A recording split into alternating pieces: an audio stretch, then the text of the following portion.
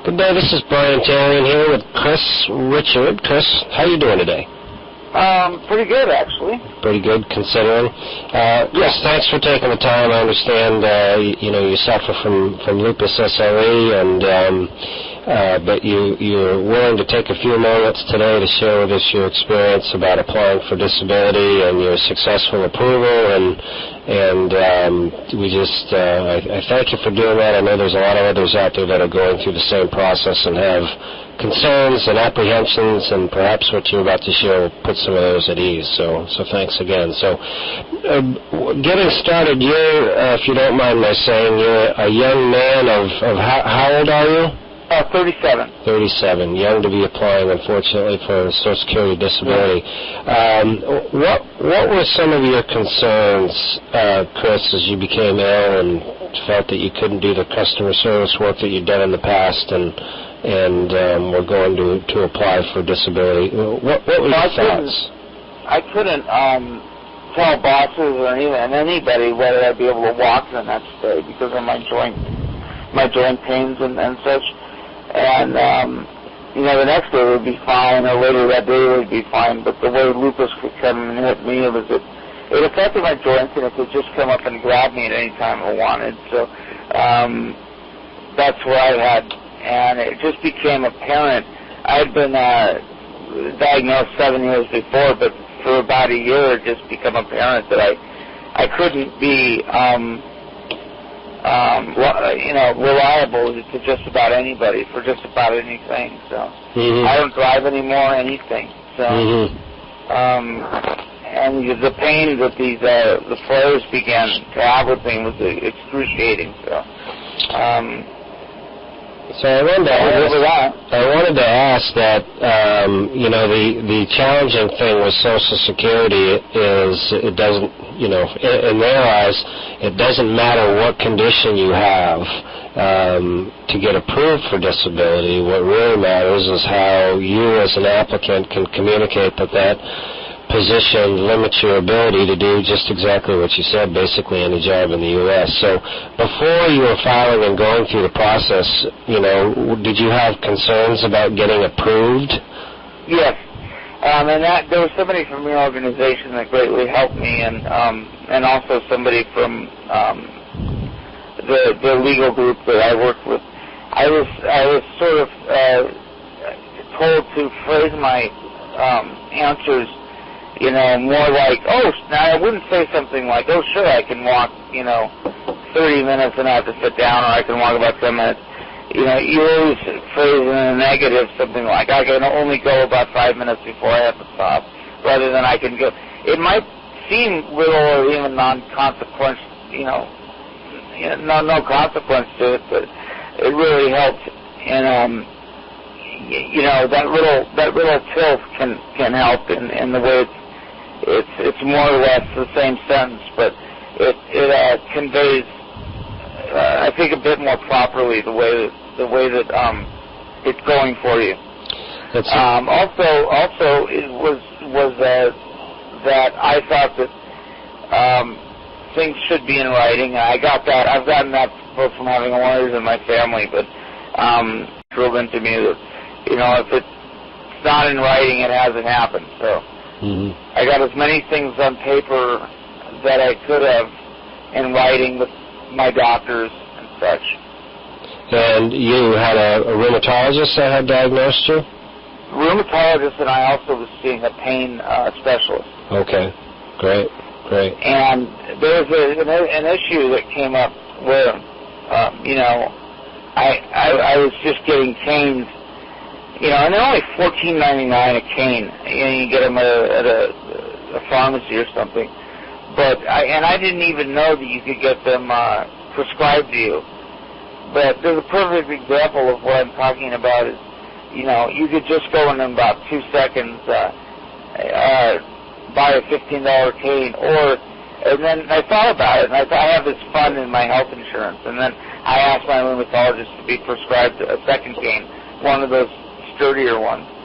So I actually thought, well, it's better that the cane be, an actual prognosis, that the doctor wouldn't disagree with it. So that cane now became something I just did on my own it was once that. Now it's an actual thing that was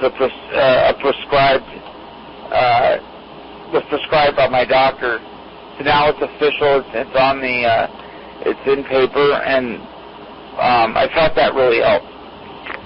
Yeah, that's a good point. Now, here's what I want to ask and share with the listeners out there. You first applied for disability in March of this year, 2009, correct? Yeah. Okay. And on the day that you applied, when did you think you would be approved? I thought I'd probably go through an average of one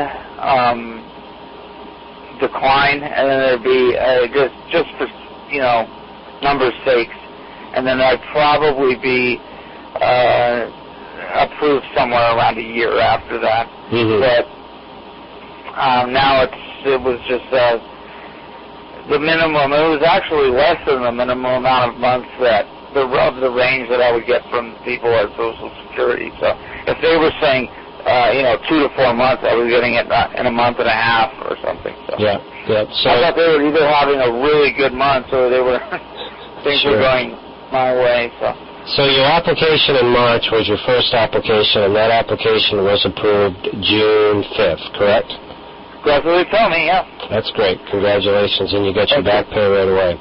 That's fantastic, and I'm glad you went through and you saw that success, and it is common that people can do that. One thing that people don't understand, like you said and supported, is that if you do it right the first time, and you go through, whether you do it on our own with the mini course or use the guide or use a representative to do it the very first time, either way, if you do it right, you stand a really good chance to get through. The problem with common Americans, as you may know and what you've heard, is they don't do it right. They just fill out the applications without getting coached like you were, and unfortunately they get stuck in the system. So can you share with the audience, Chris, what were some of the key things that you found that were helpful? I know you mentioned how to talk the talk, which is to express your limitations, but were there anything else that stood out that you found helpful that you could share? Learning their lingo. I was speaking with you a moment ago about that process that it got taken under. It actually made it take a month longer. It was approved, and then they said no, I can't read you your results because it's been sampled. And about 3 or 4 different people said that. So I kind of went about using the word sampled and found out that it was just an internal procedure, because I think probably it had been approved so fast that, they were using that amongst themselves. Keeping in touch with them about once a week, they begin to know you, probably because you're bothering them a little bit. Make sure you don't do that too much. But, I kept, about once a week, every Friday, just wanted to see how it was going. Always offered to give them anything that they needed. Always remember that everything that they're going to ask for that's going to be important, if you can send it where it's certified mail, do. Make sure it's in writing. They don't care as much as you don't care if you just tell them or send it, but it can do you no harm to send it. It'll actually, in the long run, come out shorter if you send everything and it's all there in writing, especially when it goes through a process like mine did, where it had a second set of eyes look at it. I think that's what greatly sped up that sampling process, whatever it is, because that only lasted about 3 weeks. So I'd say, and growing up, like I said, I grew up with a father who was a lawyer, and he always taught me, when you get pulled over by a police officer, say things this way, and those types of lessons and being respectful and honest, and get them what they're asking for in as fast as you can. you're going to do the best you can. Mm-hmm. And then you might get a failure, you know, but it's going to be, you would have anyway. So. Well, true. You know. True. So just to recap, the great advice, and can tell you've been through the course and everything, learn to express your limitations. You kept in touch every Friday, which is brilliant, by the way, because Friday is the slowest day for them. Monday and Tuesday are very busy. Do everything certified and keep it in writing. So those are the top ones, right? Yeah, oh yeah. Yeah. I wouldn't have done it any other way. My wife, like, the only thing that I didn't do, but my wife did for me, was she made copies of everything. So, right. Sure. That I would say too. Because then there were some things that were lost that were, you know, or that didn't get there that were really important at the very beginning. And that probably would have cost us a few weeks if my wife didn't have a copy of it right there. Brilliant. We just spent another copy in a day. So I'd say anything that's going to be in writing, make a copy of for yourself, for your own records, and then go about sending it, you know, that way, and you're going to do as best as you can. And I also think that the doctors themselves don't want to be. And I was asking them. I felt myself asking them, well, do you think that you're going to say yes to the disability?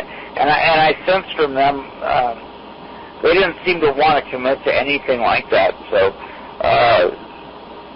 I think what their attitude mostly is let the prescriptions do the talking, let what I've done for you, the care, do the talking. So when the people at Social Security look at it, they're going to look at the work I've done on you, and that would make sense when I'm discussing the difference between just buying a $10 cane and having it prescribed to you. I see. So if they felt you needed this strong medication, that tells them more than, oh yes, he's disabled. You know. Yeah. I felt. Yeah. So if the cane is prescribed, it's clear in your application that there's some mobility limitations. Yeah. Yeah. Good point. Good.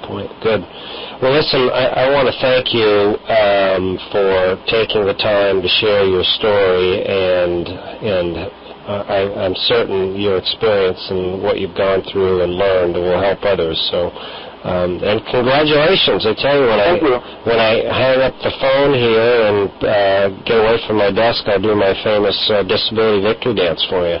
Thank you very much. And the service was the first that I found, which is usually bad news. Well, actually, it's been getting better with Google, I think.